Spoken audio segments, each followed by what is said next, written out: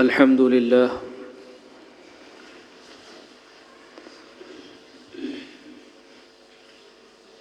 الحمد لله وكفى وسلام على عباده الذين اصطفى أما بعد فأعوذ بالله من الشيطان الرجيم بسم الله الرحمن الرحيم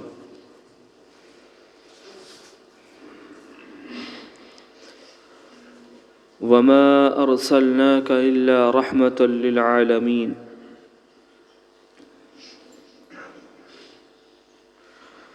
وقال النبي صلى الله عليه وسلم لا يؤمن أحدكم حتى أكون أحب إليه من والده وولده والناس أجمعين أو كما قال عليه الصلاة والسلام۔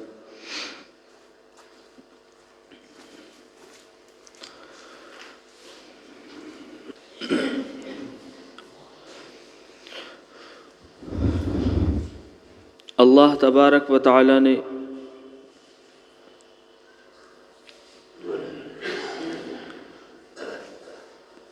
پچھلی امتوں کو علم دیا،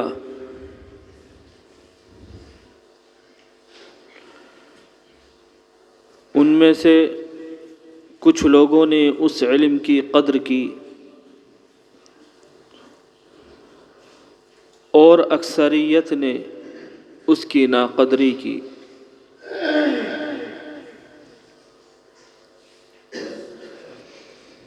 ہر امت کو اللہ تبارک و تعالی آسمانی علم عطا فرماتا ہے، اس امت کو بھی اللہ نے آسمانی علم عطا فرمایا۔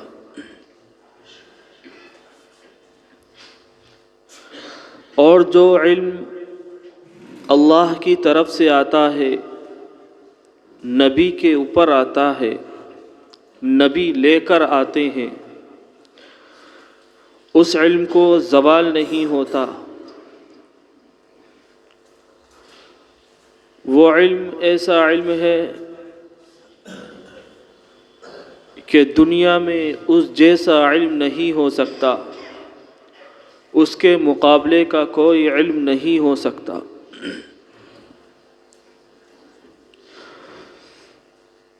1935 میں جب جرمنی طاقت میں آیا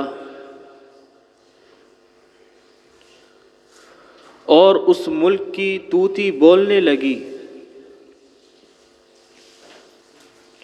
اس نے اپنے علم پر غور کیا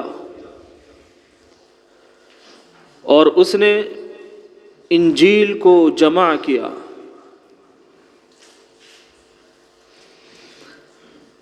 تمام دنیا سے اپنے مذہب کی کتاب انجیل کو منگایا گیا،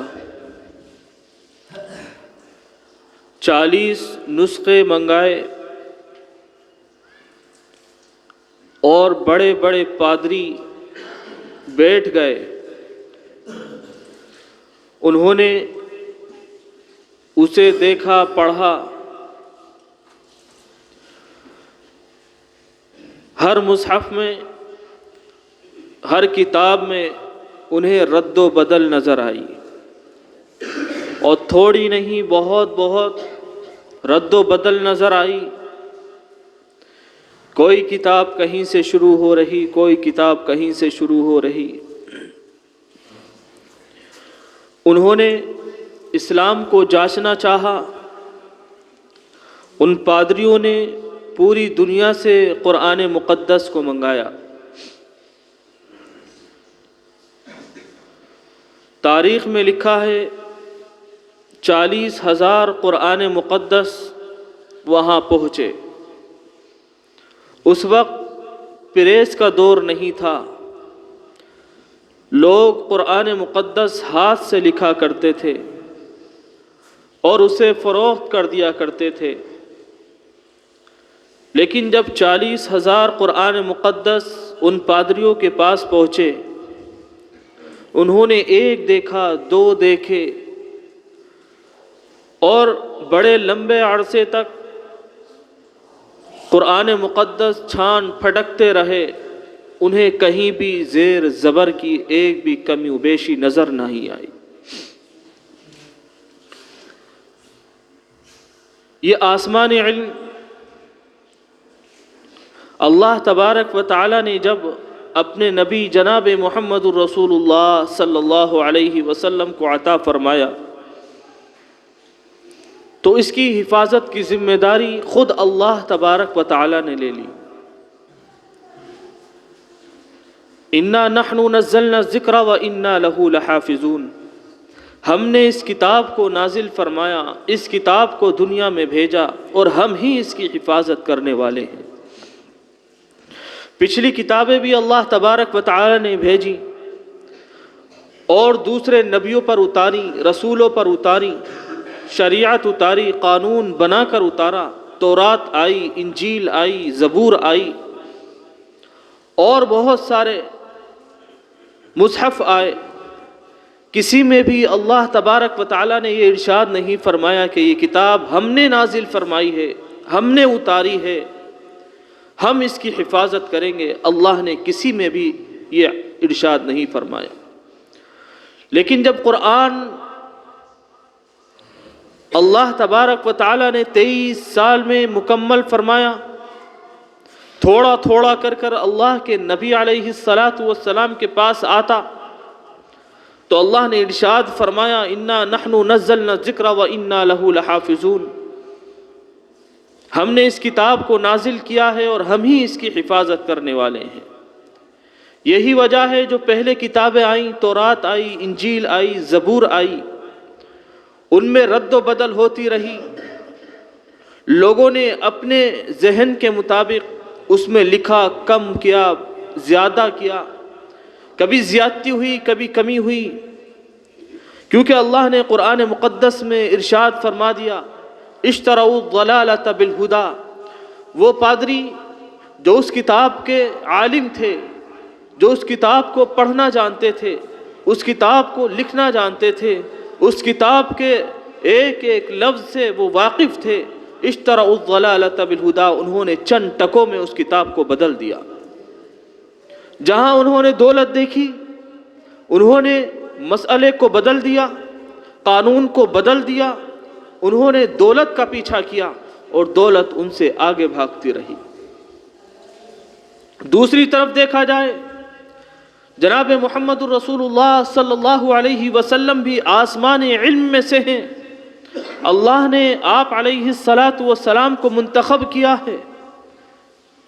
آپ علیہ الصلاۃ والسلام کا انتخاب اللہ تبارک و تعالی نے کیا اور فرمایا اے میرے محبوب، اگر ہم آپ کو پیدا نہ کرتے تو ہمیں ضرورت نہیں تھی اس کائنات کو بنانے کی، اس کائنات کو سنوارنے کی ہمیں ضرورت نہیں تھی۔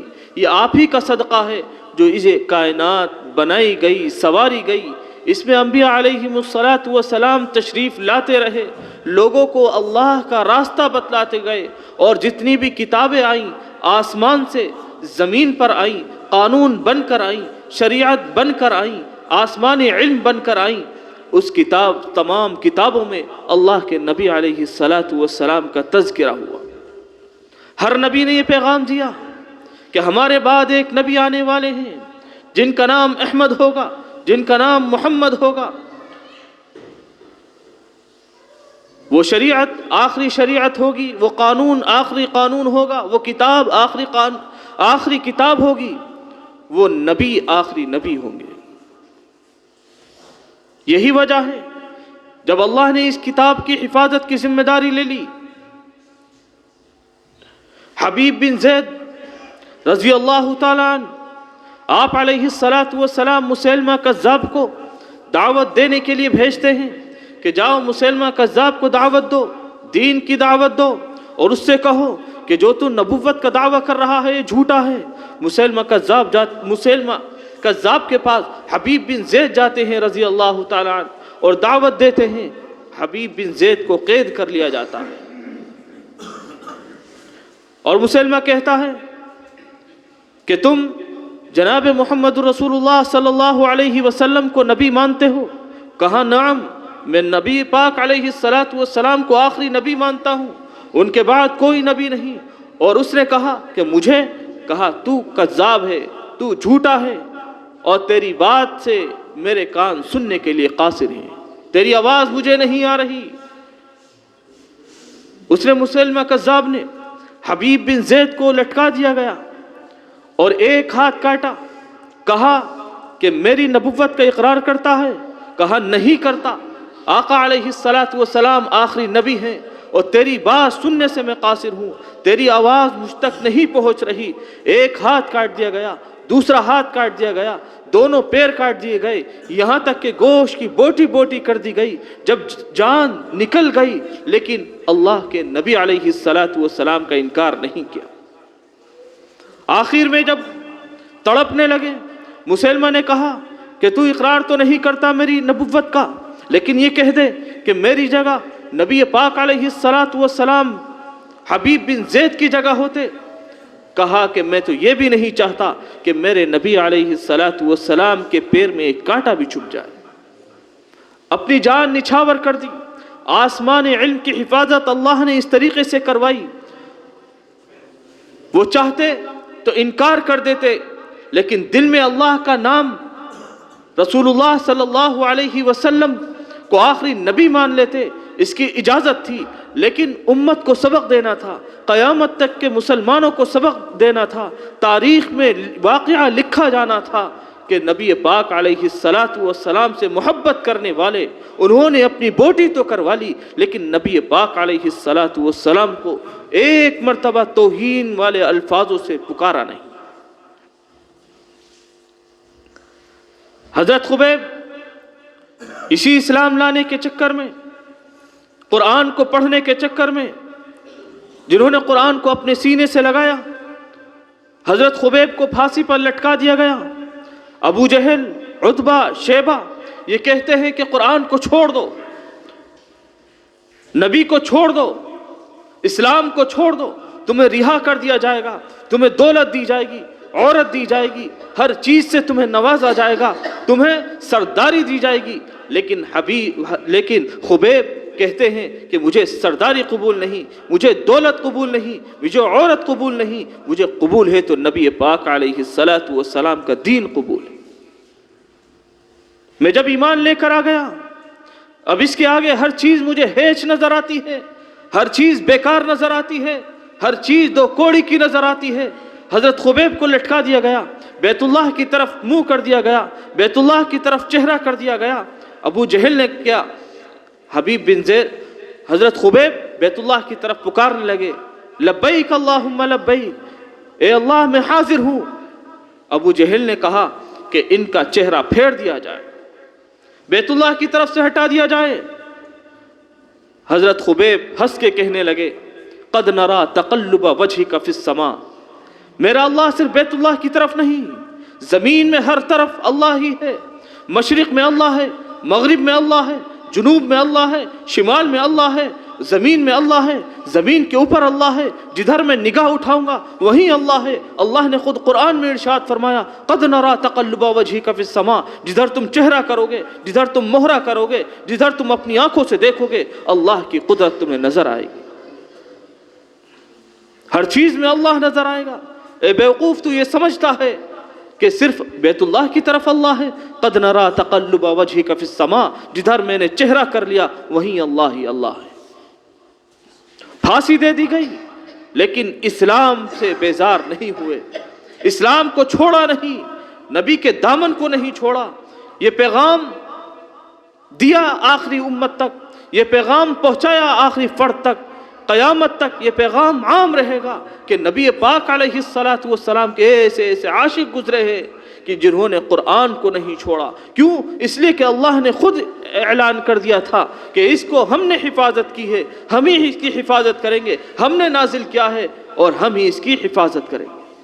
اللہ نے اس دین کی حفاظت کی، اس ایمان کی حفاظت کی، اللہ نے قرآن کی حفاظت کی، اپنے نبی علیہ السلام کی حفاظت کی۔ جو آج ہمارے پاس جو دین آیا ہے یہ فری میں آ گیا، فری میں دین آ گیا، اسلامی گھرانے میں ہم پیدا ہو گئے، فری میں کلمہ مل گیا، فری میں نبی کی سیرت مل گئی، قرآن فری میں مل گیا، ہر چیز فری میں مل گئی۔ تو ہمیں آج قدر نہیں ہے۔ قدر جب ہوتی جب قربانی دیتے، قدر جب ہوتی جب کافر سے مسلمان بنتے۔ جیسے پہلے دور میں جب کافر سے مسلمان ہوتے تھے تو گھر والے کپڑے تک اتار لیا کرتے تھے کہ یہ ہمارے باپ کی کمائی ہے، یہ کافر باپ کی کمائی ہے، اسے پہننے کی اجازت نہیں ہے۔ آج ہمیں ہر چیز فری میں مل گئی، اس لیے قدر نہیں۔ اپنے ایمان کی قدر کریں، اسلام کی قدر کریں۔ ہمیں گھر بیٹھے ایمان مل گیا، گھر بیٹھے ہمیں قرآن مل گیا، اور گھر بیٹھے علماء مل گئے، مسجد مل گئی، مدرسہ مل گیا، ہر چیز ہمیں فری میں مل گئی، اس لیے ہمیں قدر نہیں ہے۔ ان سے پوچھئے، فلسطینی بچوں سے پوچھئے جنہوں نے اپنا پورا گھر اجاڑ دیا، پھر بھی وہ اللہ کا نام لے رہے ہیں، ٹیلے پر بیٹھ کر قرآن مقدس کی تلاوت کر رہے ہیں اور کہہ رہے ہیں اللہ تو نے ہمارے گھر والوں کو قبول کیا، ہمارے خاندان والوں کو قبول کیا، اور پڑھ رہے ہیں وَنَقْسِم مِّنَ الْأَمْوَالِ وَالْأَنفُسِ وَالثَّمَرَاتِ کہ اے اللہ آپ نے خود ہی کہا تھا کہ تمہاری جانوں کے ذریعے میں تمہیں پہچانوں گا، تمہارے جانوں کے ذریعے میں تمہیں پرکھوں گا، تمہاری آزمائش کروں گا، کبھی تمہیں پھلوں میں کمی کروں گا، کبھی تمہارے کھانوں میں کمی کروں گا، تمہاری جانیں لے کر تمہیں آزمایا جائے گا، اور اگر اس آزمائش میں تم صاف ہو گئے، اس آزمائش میں اگر تم پاس ہو گئے تو اللہ کا انعام تمہارے لیے ہے۔ اولئک الذین انعم اللہ علیہم من النبیین والصدیقین والشہداء والصالحین، ہمارا شمار ان میں ہو جائے گا جنہوں نے اسلام کے لیے قربانی دی، مساجد کے لیے قربانی دی، نبی پاک علیہ الصلاۃ والسلام کی ختم نبوت کے لیے جنہوں نے قربانی دی۔ اگر ہم ان کی قربانیوں کو، ان کی داستانوں کو یاد کر لیں تو ہمارا ایمان بہت کمزور نظر آتا ہے، ان کے سامنے ہمارا ایمان بہت کمزور نظر آتا ہے۔ اور نبی پاک علیہ الصلاۃ والسلام کے زمانے میں ایک عورت ہے جس کا نام سمیہ ہے، 80 سال کی بوڑھی عورت ہے، جو ہاتھ میں جس کے لرزہ ہے، جس کے پیروں سے چلا نہیں جاتا، نبی پاک علیہ الصلاۃ والسلام پر ایمان لے کر آ جاتی ہے۔ ابو جہل کہتا ہے کہ ایمان کو چھوڑ دے، اسلام کو چھوڑ دے، قرآن کو چھوڑ دے، نبی کو چھوڑ دے، لیکن وہ کہتی ہے، وہ بوڑھی اماں کہتی ہے کہ میں اسلام میں داخل ہو گئی، اب اس کا چھوٹنے کا سوال ہی پیدا نہیں ہوتا۔ بالٹی میں پانی لیتا ہے اور اس بوڑھی عورت کا سر اس میں ڈبو دیتا ہے اور ہاتھ سے پکڑا رہتا ہے، وہ مچلتی ہے اور وہ مچلتی ہے، لیکن ایمان سے بیزار نہیں ہوتی، اسلام نہیں چھوڑتی۔ حضرت سمیہ کا ایک پیر ایک اونٹ میں باندھ دیا جاتا ہے، دوسرا پیر دوسرے اونٹ میں باندھ دیا جاتا ہے، دونوں کو دونوں کے سمت دوڑا دیا جاتا ہے، بیچ میں سے ٹکڑے کر دیے جاتے ہیں، لیکن ایمان سے بیزار نہیں ہوتی۔ حضرت بلال حبشی رضی اللہ تعالیٰ عنہ کو تپایا جاتا ہے اور ان کے کمر پر نیل پڑ جاتے تھے، گرمی، اور ایسی شدت کی گرمی جو جنہوں نے حج کیا ہوگا انہیں معلوم ہے کہ وہاں کے پتھر کیسے ہیں۔ وہاں کے پتھر دھوپ کی وجہ سے کالے ہو گئے، اور ایسے کالے ہو گئے کیونکہ ان کے اوپر تپش پڑتی ہے، دھوپ پڑتی ہے، سورج پڑتا ہے۔ اس پتھروں پر حضرت بلال حبشی رضی اللہ تعالیٰ عنہ کو لٹایا جاتا اور گھسیٹا جاتا، لیکن انہوں نے یہی کہا کہ اللہ اللہ کی صدا لگائی، انہوں نے اللہ اللہ کی صدا لگائی، قرآن نہیں چھوڑا، ایمان نہیں چھوڑا، اسلام نہیں چھوڑا، نبی پاک علیہ الصلاۃ والسلام کا دامن نہیں چھوڑا۔ اللہ کے نبی علیہ الصلاۃ والسلام نے ارشاد فرمایا تھا لا یؤمن احدکم حتی اکون احب الی من والدہ وولدہ والناس اجمعین۔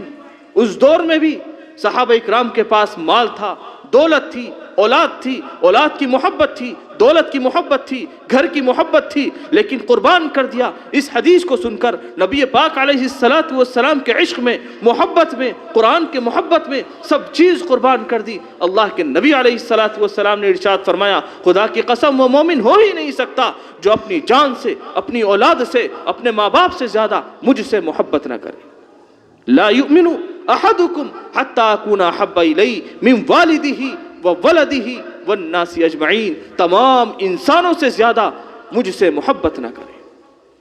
جب تک نبی پاک علیہ الصلاۃ والسلام سے ایسی محبت، بے لوث محبت نہیں ہوگی، ہمیں حق نہیں ہے کہ ہم اپنے آپ کو مسلمان کہلائیں، کیونکہ آقا کا فتویٰ ہے موجودہ دور کے کسی مفتی کا فتویٰ نہیں، خود کائنات کے مفتی اعظم جناب محمد الرسول اللہ صلی اللہ علیہ وسلم کا فتویٰ ہے۔ ہر مذہب میں اس کو ماننے والے ملیں گے، لیکن آقا علیہ السلام جو دین لے کر آئے ہیں، یہ دین ہی نرالا دین ہے، یہ قربانیوں کے ساتھ آیا ہے۔ اس میں شروع میں بھی قربانی اور آخر میں بھی قربانی ہوگی، درمیان میں بھی قربانی۔ اللہ کے نبی علیہ السلام نے ارشاد فرمایا کہ جب امام مہدی تشریف لائیں گے، حضرت عیسیٰ تشریف لائیں گے، صرف ان کی جماعت میں 12,000 مسلمان ہوں گے، پوری دنیا میں 12,000 مسلمان رہ جائیں گے، باقی کا کیا ہوگا؟ باقی لوگ مرتد ہو جائیں گے۔ دجال کو دیکھ کر، اس کے فلسفوں کو دیکھ کر، اس کے جادو کو دیکھ کر لوگ مرتد ہو جائیں گے۔ اور اللہ کے نبی علیہ السلام نے ایک بات اور ارشاد فرمائی کہ قیامت کے قریب جادو کا دورہ ہوگا،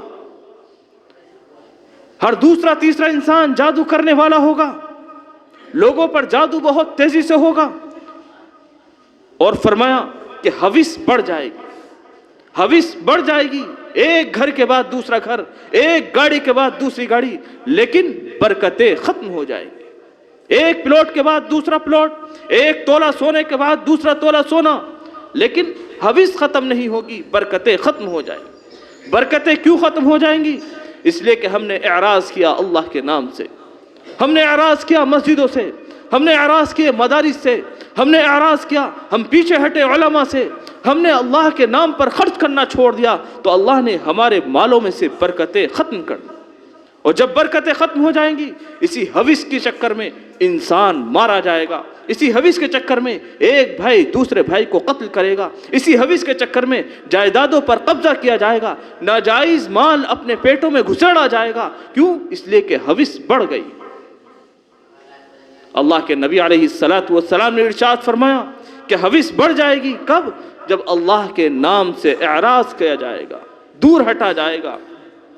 آذانیں ہو رہی ہیں، بات چیت چل رہی ہے، آذانیں ہو رہی ہیں، کوئی پرواہ نہیں، اپنے کاموں میں مشغول ہیں۔ اللہ پکار رہا ہے، مساجد سے پکار رہا ہے، حی علی الصلاۃ حی علی الفلاح، آ جاؤ کامیابی کی طرف، یہی تمہاری فلاح ہے، یہی کامیابی ہے، اور کہیں جاؤ گے کامیابی نہیں مل سکتی۔ لیکن ہم نے اعراض کیا، کان پر ہمارے جو نہیں رینگی، تو اللہ تبارک و تعالی ویسے ہی اسباب بناتا چلا جاتا۔ ہر چیز سے برکت ختم، عمر سے برکت ختم، دن آتا ہے چلا جاتا ہے، معلوم نہیں ہوتا کب دن شروع ہوا تھا، کب رات آ گئی، کب رات شروع ہوئی، کب دن آ گیا۔ اللہ کے نبی علیہ السلام نے ارشاد فرمایا کہ قیامت کے قریب برکتیں دنوں میں سے ختم ہو جائیں گی، مہینوں میں سے ختم ہو جائیں گی، سالوں میں سے ختم ہو جائیں گی، تو سمجھ لینا قیامت بہت زیادہ قریب ہے۔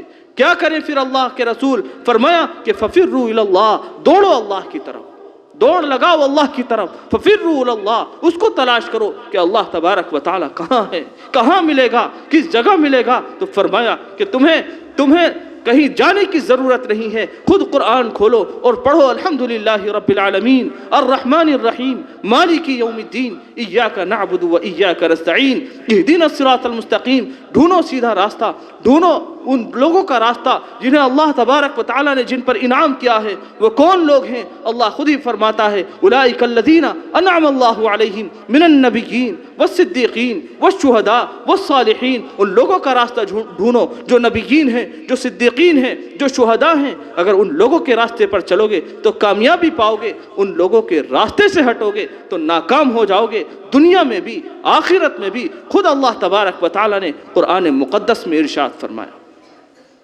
اور یہ علم کسی مولوی کا نہیں، کسی عالم کا نہیں، کسی ربانی کا نہیں، بلکہ یہ علم اللہ تبارک و تعالی کا علم ہے۔ یہ آیتیں اللہ تبارک و تعالی کی آیتیں ہیں۔ جس نے بھی ایک آیت کا انکار کر دیا، اس نے کفر کو اپنا لیا، ایمان کو چھوڑ دیا، اسلام کو چھوڑ دیا۔ ایک آیت کا بھی انکار کفر ہے۔ اللہ تبارک و تعالی ہمیں قرآن پر صحیح عمل کرنے کی توفیق عطا فرمائے، نبی پاک علیہ السلام کے ایک ایک فرمان پر عمل کرنے کی توفیق عطا فرمائے۔ وآخر دعوانا ان الحمدللہ رب العالمین۔